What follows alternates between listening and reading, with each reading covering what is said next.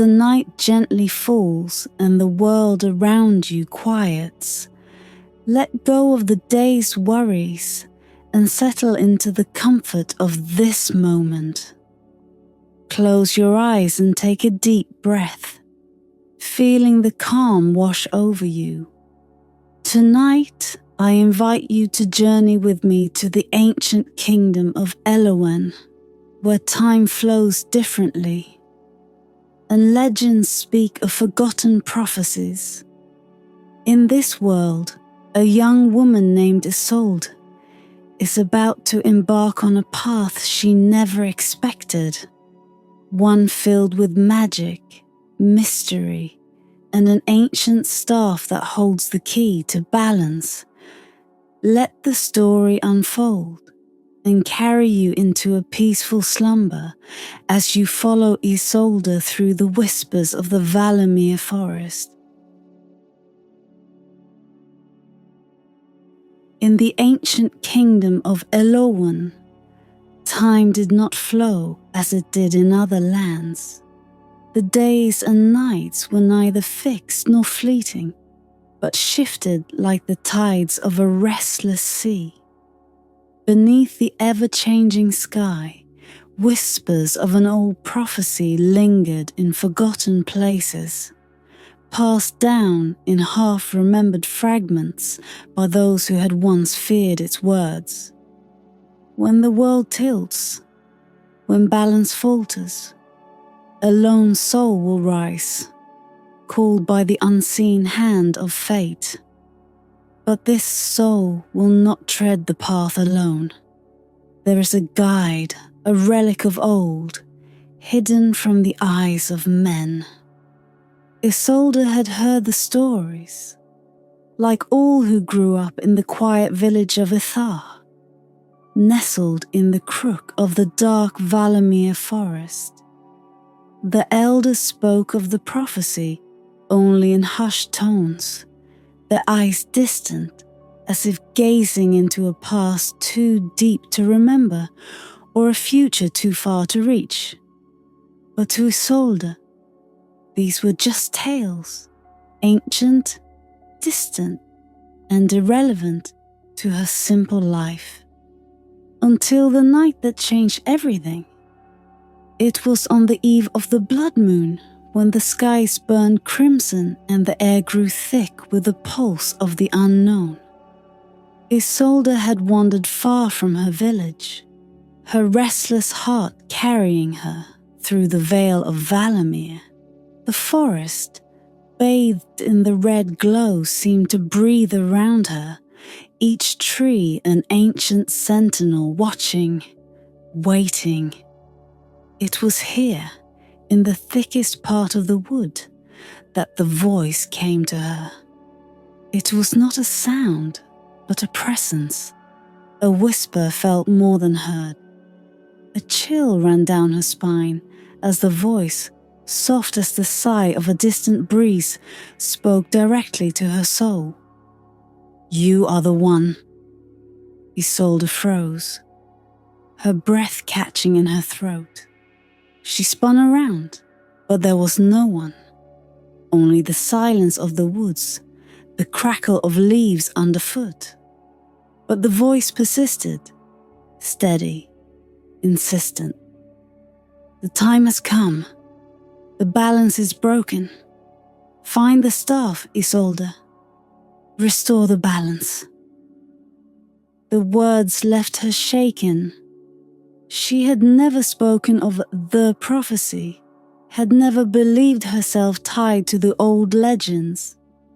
And yet, the voice had called her by name, weaving itself into her thoughts, like an unshakable shadow.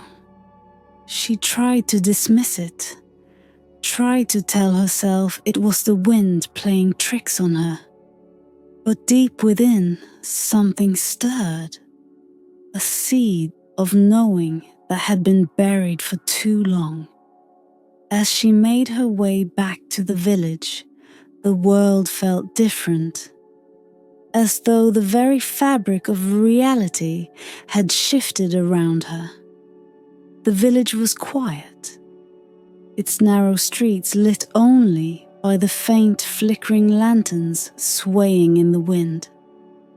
Isolde's home was small, tucked away at the edge of the settlement, and that night it felt colder than it ever had before.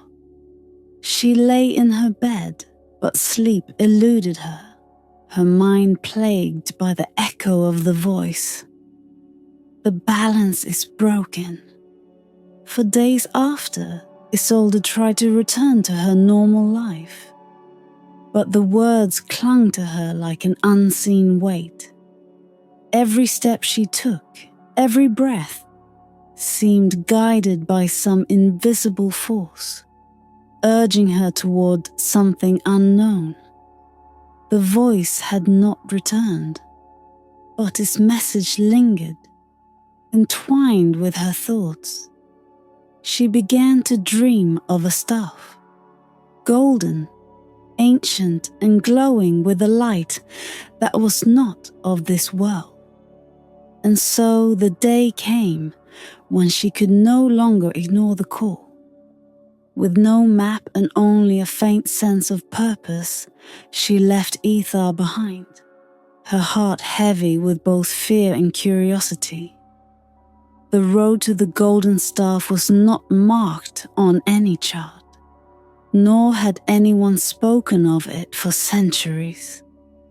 Yet something inside her knew where to go, deep into the heart of Valemire, where shadows hid secrets, and the air was thick with magic older than time itself.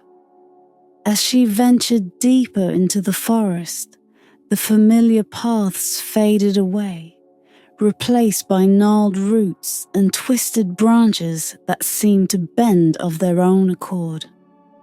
The forest had a life of its own, its whispers following her like an unseen companion. And there, amid the winding maze of trees, she felt it, a pull, like a thread tugging at the edge of her consciousness. Somewhere, hidden from the eyes of the world, the golden staff of wisdom awaited her. But it was not the staff alone that she would find, for in seeking it, Isolde had already begun to unravel the first threads of the prophecy, and with it, the delicate balance that held her world together. The journey had begun, though she knew not where it would lead, nor the burdens she would come to carry. Valemire was a forest unlike any other. Ancient trees stood like giants, their roots twisted into the earth like the fingers of forgotten gods, while mist clung to the air, veiling all in an ethereal haze. Isolde had wandered for days, guided only by the faint whisper that had led her away from everything she knew. Her feet moved not by will, but by instinct, drawn ever deeper into the heart of the wild. Time seemed to lose its meaning here. Hours bled into days, and days into something else entirely. She could not tell if it had been moments or a lifetime since she had left her village behind. On the morning of the third day, the trees parted, revealing a glade bathed in golden light. It was unlike anything she had seen before, a clearing untouched by the passage of time. The grass here shimmered like dew-kissed glass, and at its center, atop a stone pedestal entwined with roots, lay the object she had seen only in her dreams, the golden staff. It was magnificent, more than she had ever imagined. Its surface gleamed with an otherworldly light, as though it captured and held the essence of the sun itself. The staff was taller than she, its length intricately carved with symbols that seemed to shift and shimmer when she looked directly at them. Her hand trembled as she reached out, hesitating for just a moment before her fingers closed around the cool, smooth surface. The moment her skin touched the staff, a rush of power surged through her. It was not the fierce, fiery force she might have expected, but something else, something quieter, more insidious. The world around her seemed to blur, and for a moment she stood outside herself, looking down upon the glade, upon her own figure holding the staff. She saw herself as both a part of this world and apart from it, as if the boundaries between her and the earth, the sky and the trees had dissolved. Then the whispers began.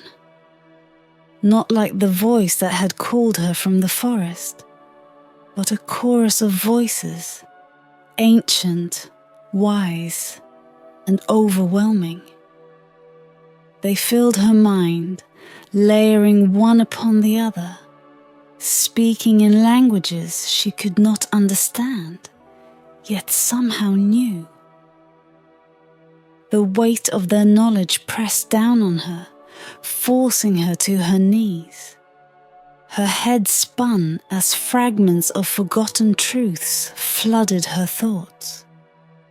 The staff pulsed in her grip, its power both exhilarating and terrifying.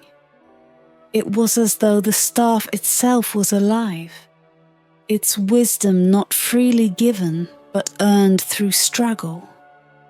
And now, having chosen her, it would test her, challenge her to bear its burden, to carry the weight of centuries' worth of knowledge. But wisdom, as Isolde quickly realized, was not a gift easily born. It was a fire that burned through the layers of the self, stripping away illusions and leaving only the raw truth beneath. For a moment, Isolde considered dropping the staff, leaving it behind. But something within her, a whisper not of the staff, but from her own heart, urged her to hold fast. She could feel the pull of fate stronger now, tugging her toward a path she did not yet understand. She had sought the staff, and now it had claimed her. There was no turning back. As the initial wave of disorientation passed, the staff began to speak, not in words, but in thoughts, fragments of images and sensations that danced just beyond the edge of comprehension. It showed her things she had never seen, places and people long forgotten by time. She saw the world as it once was, balanced in a harmony so delicate, it seemed impossible that it had ever been disturbed. And yet there was something else, a shadow at the edges of the vision, something dark, something hidden. The staff seemed to be guiding her, but its guidance was not simple. Each answer it offered came wrapped in questions of its own. The truth it revealed was never complete, never whole, as if it were leading her through a labyrinth of the mind, where every path forked into uncertainty. And yet, through the haze of confusion, one thing became clear. The balance was more fragile than she had realized, and restoring it would require more than she could have ever imagined. The burden of the golden staff was not in the physical weight of the relic, but in the knowledge it imparted, the constant whispers, the fragments of truth and half-truth that twisted around her thoughts like vines. Every moment, the staff whispered of what was, what could be, and what might never come to pass. And with each whisper, Isolde felt the balance within herself begin to shift. It was then that she understood. This was the true test. The staff would guide her, but it would also test her resolve, her ability to navigate the tangled threads of wisdom without losing herself. The path ahead was no longer clear, and yet she knew she must follow it. Somewhere beyond the mists of Valemire, beyond the riddles of the staff, the balance waited to be restored. And she, Isolde of Ether, had been chosen to bear its burden. The forest of Valemire seemed to stretch on endlessly, each shadowed path twisting deeper into the unknown. Isolde moved as though guided by some unseen hand, her grip on the golden staff firm, yet not without hesitation. The once vibrant glade where she had found the staff now felt like a distant memory, as if it existed in another life, another time. Now the forest itself seemed to shift around her, as if it too were alive, testing her with every step. The whispers in her mind grew stronger, a constant, subtle hum at the edges of her consciousness. The staff spoke not in the clear voice she had heard before, but in riddles and fragments, offering glimpses of knowledge that slipped through her fingers like sand. Isolde felt the weight of its wisdom pressing down upon her, not as a comfort, but as a burden, one that twisted her thoughts and blurred the lines between what was real and what was not. It began with the first trial. As she ventured further into the woods, she came upon an ancient temple, its stone walls half buried in moss and ivy. The air here felt heavy, charged with the lingering presence of forgotten gods. The doorway loomed before her, dark and silent, as though waiting for her to enter. The staff pulsed in her hand, urging her forward, and without a word, she stepped across the threshold. Inside, the air was thick with an unnatural stillness. The light from outside faded, swallowed by the shadows that clung to the stone. Ahead of her, an altar stood, worn by time and weather, though the symbols etched into its surface still gleamed faintly. As Isolde approached, the staff's whispers grew louder, each one a fragment of thought, a puzzle waiting to be solved. She reached out, her fingers brushing against the cool stone of the altar. At once, the chamber shifted, the walls fading into darkness, leaving her standing on the edge of a great abyss. Below her, a swirling sea of mist churned, and in its depths, visions began to form. Faces, places, moments, fragments of lives that were not her own. She saw kings and queens, sages and warriors, their voices echoing in her mind, asking questions she could not yet answer. What is wisdom without understanding? What is balance without sacrifice? The questions echoed within her, each one striking deep, forcing her to confront the truth that the staff had been whispering all along.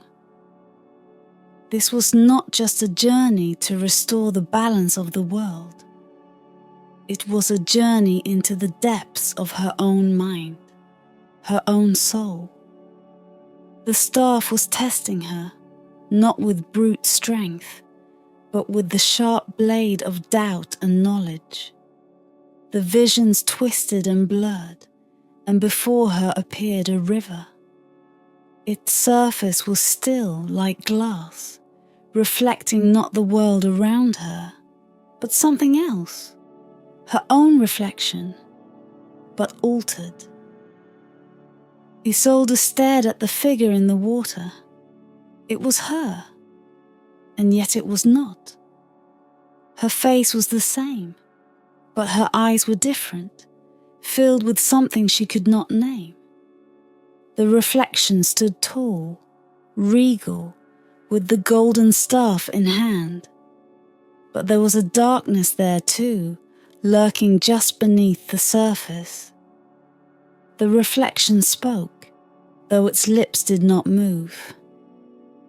You seek to restore balance, but what of the imbalance within yourself? The words struck her like a physical blow. Isolde felt her breath catch, her heart pounding in her chest. She had not considered this, not truly. The golden staff's power was not just a tool for restoring the balance of the world, but a mirror reflecting the balance, or lack of it, within her. The doubts, the fears, the uncertainties she carried were all part of the same whole. If she could not find balance within herself, how could she hope to restore it in the world? The river shimmered, the reflection growing faint, and the trial was over. Yet the question remained, burning in her thoughts. As she left the temple, the staff still pulsing in her grip, she knew that this was only the beginning. The trials were not of the body, but of the mind, and each one would strip away more of the person she had once been. The staff was guiding her, yes, but it was also forcing her to confront the deepest parts of herself, the parts she had long buried and forgotten. The second trial came in the desert, a barren stretch of sand and rock where the sun hung low, casting long shadows across the dunes. Here, the mirages began. At first, they were faint, wavering images at the edge of her vision. But as she continued, they grew clearer, more tangible. Faces from her past, people she had known and loved, appeared before her, calling her name. She saw her mother, her father, her friends from the village, all smiling, all beckoning her to turn back, to abandon this quest. But Isolde knew better. The staff whispered softly, reminding her that these were not real, merely reflections of her own doubts, her own desires. And yet, the temptation was strong. She could end this now, return to her simple life, forget the burden of the staff and the weight of the balance. But in her heart, she knew the truth. There was no going back. The path forward was the only one left to her. With a heavy heart, she turned away from the mirages, and the desert fell silent. Each step she took was a step deeper into herself, into the truth that the staff was revealing. The trials were stripping away the illusions, showing her that balance was not something that could be restored with a single act, but a journey, a constant, shifting dance between light and shadow, between wisdom and doubt. And the farther she walked, the more she understood that the true balance lay not in the world, but in herself. The air was different in the Valley of Shadows, thicker, as though the very sky hung low over the land. Isolde's breath grew shallow as she crossed the threshold into the valley, where twilight reigned eternal. Here, the sun and moon hung side by side, casting their pale light upon the ground, neither fully claiming dominion. It was a place where time, much like truth, seemed suspended, uncertain and fluid. The golden staff pulsed lightly in her hand, but its whispers had grown faint, distant. The path was hers now to walk, though the destination still lay hidden beneath layers of mystery. She had known that this would be the end of her journey, yet standing here, with the half-light of an eternal dusk surrounding her, Isolde felt no closer to understanding what awaited her. The staff, once an undeniable guide, now seemed hesitant, as though the wisdom it had once freely imparted could no longer be trusted. There was a tension in the air, a sense that she had come to the threshold of something greater than herself, something that neither wisdom nor strength could fully grasp. Ahead of her, at the heart of the valley, a great stone circle stood, a relic of forgotten times, etched with symbols that hummed faintly in the fading light. It was here that the final test would take place. The staff had guided her through the trials of the mind, but this she knew would be different. This was not a test of knowledge or strength, but something far more elusive, a reckoning of truth. As she stepped into the circle, the ground beneath her feet trembled. The shadows deepened, and a cold wind swept across the valley, carrying with it a low, guttural whisper. The staff in her hand began to vibrate, its whispers returning, but they were no longer clear. They were fractured, disjointed, a cacophony of voices speaking all at once, their meanings twisted and blurred. Isolde's heart raced. This was not the wisdom she had come to rely on. This was something else, something darker. Above her, the moon began to eclipse the sun, their light merging into a single silvery glow that bathed the valley in a surreal twilight. The earth around her shifted, and the shadows came alive, twisting and writhing like creatures of their own making. And then from the darkness, a figure emerged. It was her. No, not her exactly. An echo of herself, a shadow cast by the light of the eclipse. The figure moved like her, its eyes reflecting her own, but its presence was cold, distant. This version of herself seemed less human, more a spectre born from the depths of the staff's endless wisdom. It carried the same staff, golden and gleaming, but its grip was tight, possessive.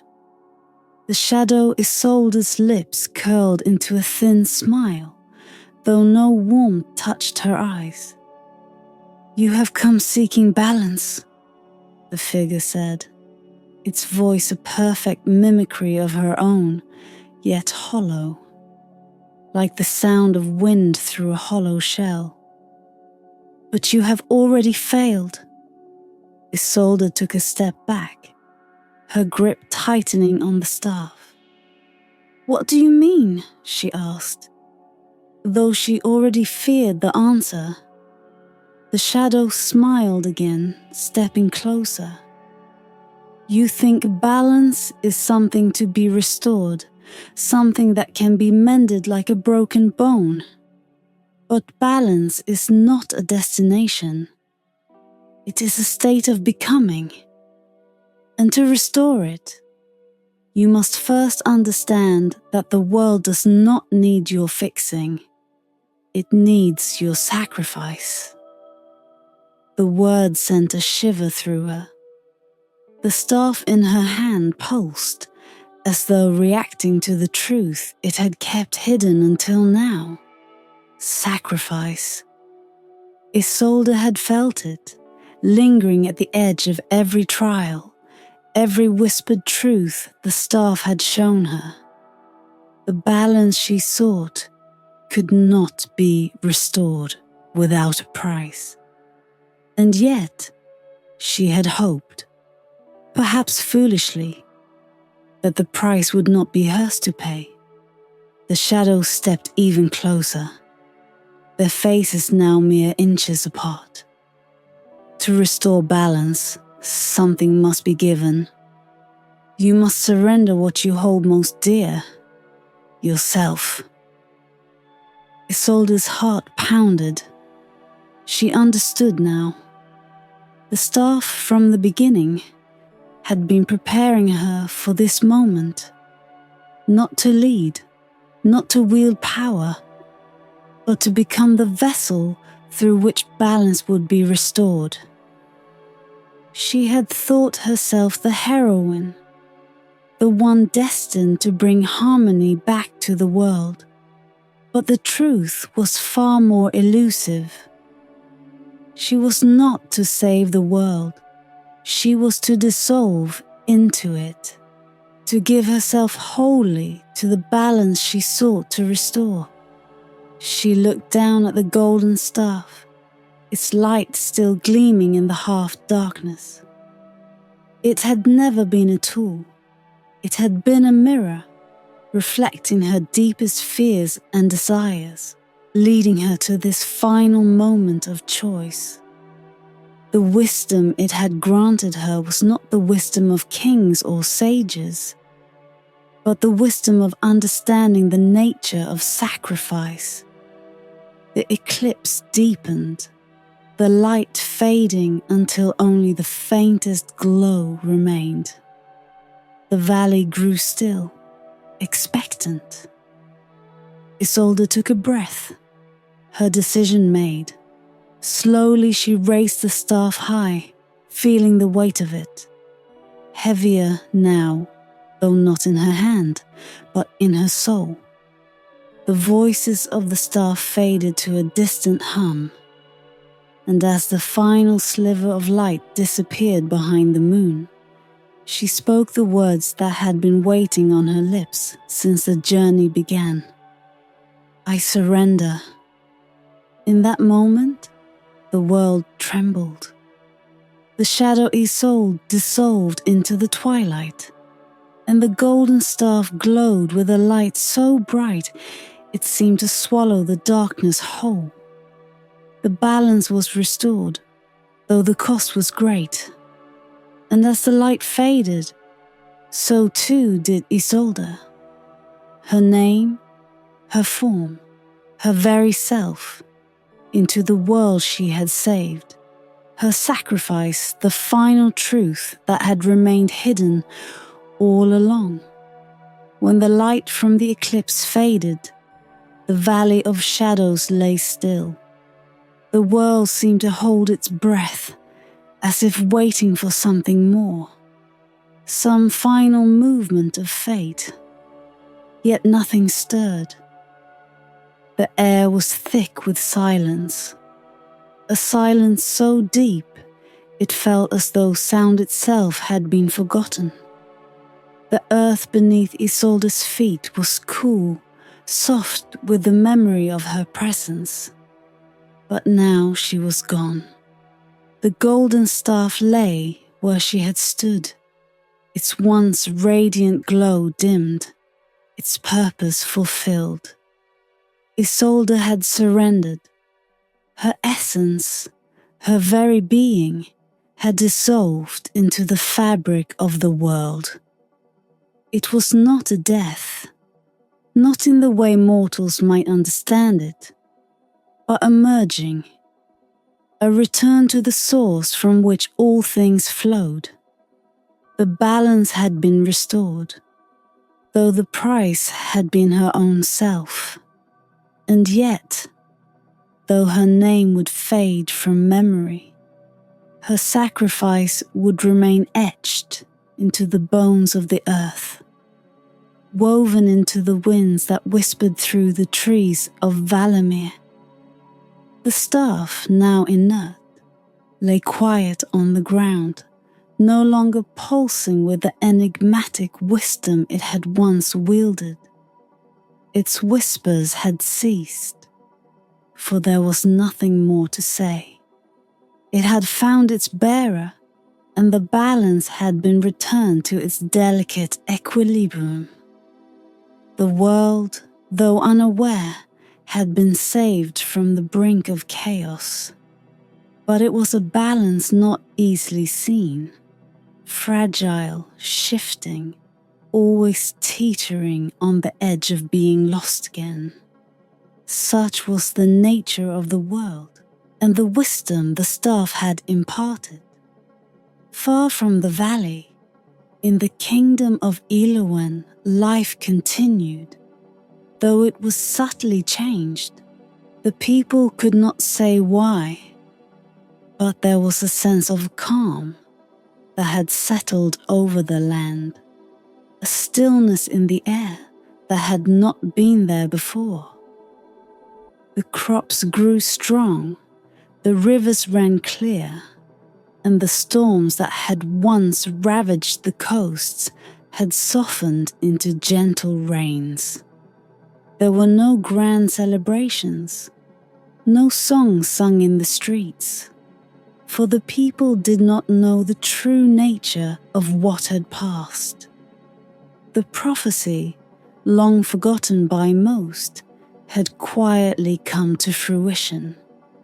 In the village of Ithar, nestled at the edge of Valemire, the elders sometimes spoke of a young woman who had once wandered into the woods and never returned.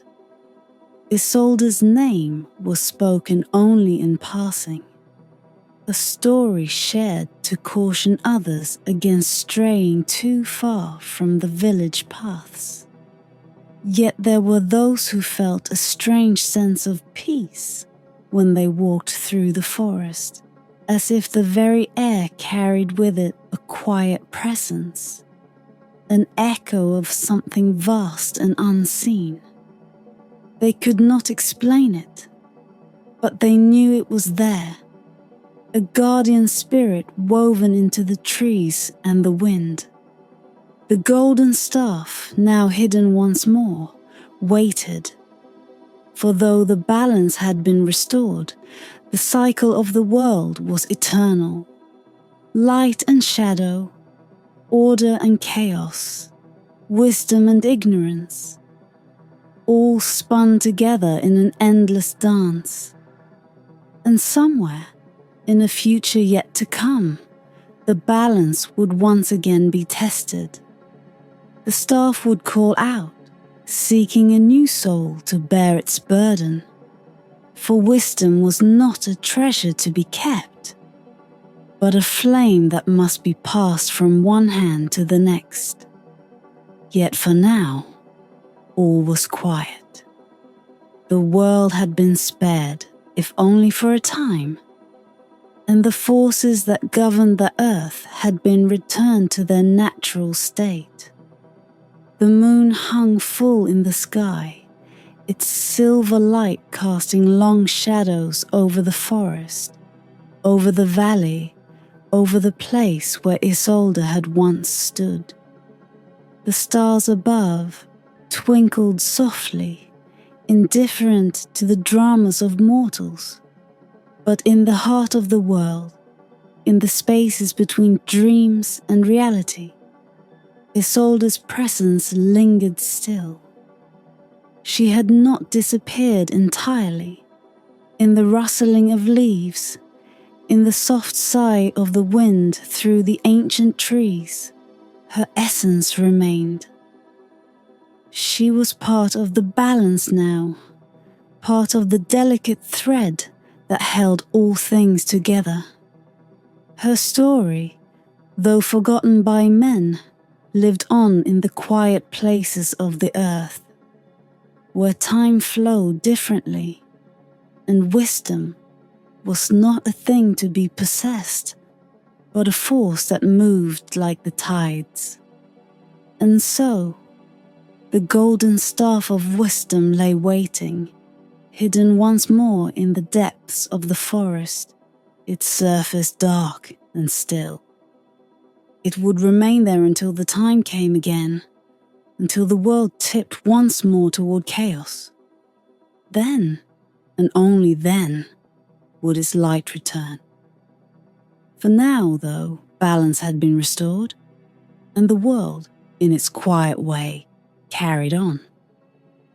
Thus, the cycle continued, and the mystery of the golden staff lingered, as elusive as ever, awaiting the next soul who would seek it. For wisdom, like balance, was always shifting, always elusive, always just beyond the reach of understanding. And so the story of Isolde, though untold, became one with the eternal, unbroken rhythm of the world.